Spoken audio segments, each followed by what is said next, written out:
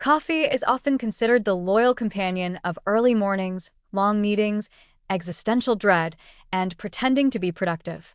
It's warm, aromatic, a little bitter, like your funniest friend who tells it like it is, and it does a great job of keeping you from face planting into your keyboard by 10 a.m.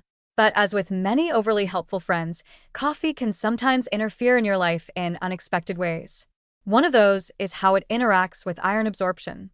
Yes, it turns out that your beloved daily brew might be sneakily robbing you of iron, one steaming cup at a time. Iron, as you may vaguely remember from that one time you skimmed a nutrition label, is the stuff that helps your blood carry oxygen so you can do things like think, move, and not faint when climbing stairs.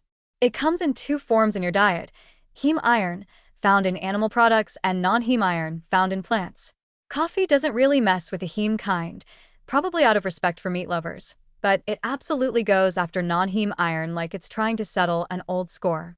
Studies show that coffee can reduce the absorption of non-heme iron by anywhere from 20% to 80%, depending on when and how much you drink.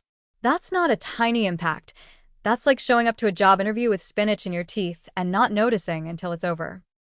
The main culprits here are compounds in coffee called polyphenol, especially chlorogenic acid. They sound very science-y and healthy because they are in many contexts. These antioxidants can help reduce inflammation and protect cells from damage. But when they cross paths with iron in your intestines, they form complexes that your body can't absorb. Basically, they lock iron up in a molecular chokehold and toss the key out the window. That means if you're eating an iron-rich plant-based meal and chasing it with a hot espresso, you're probably not getting as much iron as you think, unless your plan was to supplement your iron with good intentions and vibes. Now, before you panic and throw your French press into the street, let's talk strategy. Timing matters. Coffee's iron-blocking powers are strongest when consumed within an hour before or after a meal. So if you're sipping your latte with breakfast or following up your spinach salad with a dark roast, you might be canceling out some of the nutritional benefits.